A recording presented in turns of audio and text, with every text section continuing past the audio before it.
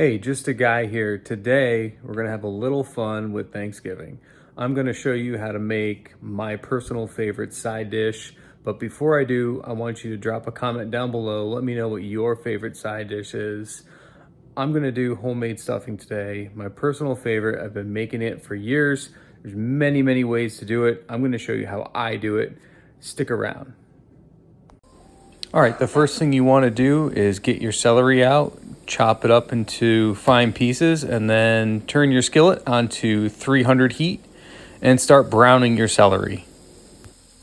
While your celery is browning, you can start to tear apart your bread. I use 2 loaves of plain white bread. Some people use different types of bread or stale bread. After you're done getting your bread ready, keep an eye on your celery as it starts to brown. Get your sausage ready. I use 2 1-pound packages of Jimmy Dean sausage, and I mix it into the celery just like this. As I start to chop it up, you're going to let that brown. So just keep stirring it in, and it'll get nice and brown, and it'll also allow the celery to start to brown even more.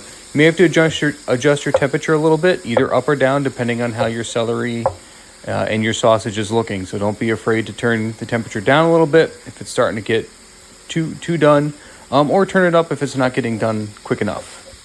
Okay, so one thing that I didn't mention at the beginning, when you put your celery in, I put a tablespoon of butter in to kind of mix it all in. Turn my heat up to 300 as I continue to mix my sausage in with the celery. Make sure you keep chopping it up into fine little pieces.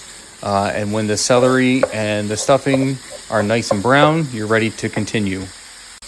As you can see here, this is what you want. This is the finished product with your sausage and celery.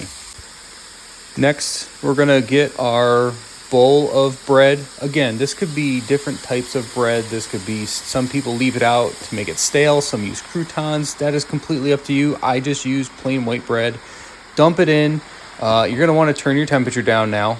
So as you can see, I turn it down to just below 200, and then you're going to start to stir it in. You're going to use your chicken stock, and you're going to start dumping it in and start to mix it in. So only dump in a little at a time, because you don't want to get like a soup consistency. You want to just wet the bread down. So as you can see here, just dump a little of your chicken stock in until all the bread is wet, and then you're going to mix it in a little bit at a time.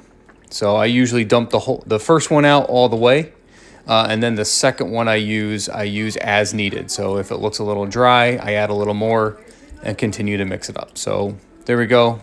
Empty the first container, and now we're gonna stir it all up. I would say yes, but the mall is gonna be crazy this weekend. Black Friday. Stir it all up until it has a good consistency, and then you're probably gonna want to let it cook for a little while before you start adding in any of your other chicken stock. Okay.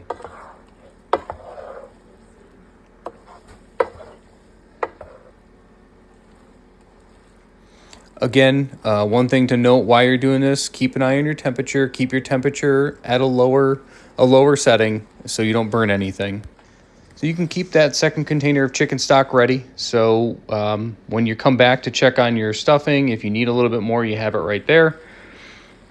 This looks like it's almost there, not quite yet. Doesn't quite have the consistency we're looking for. So keep an eye on your temperature if you need to turn it up or turn it down. You don't want it cooking too fast, so it should be a kind of a slow simmer would be the best for this. So coming back to it, I'm going to start to add my salt and pepper here. You don't have to add salt and pepper if you don't like salt and pepper, or if you have another seasoning that you want to put in. You can put it in here. You're almost done, so now's a good time to mix that in.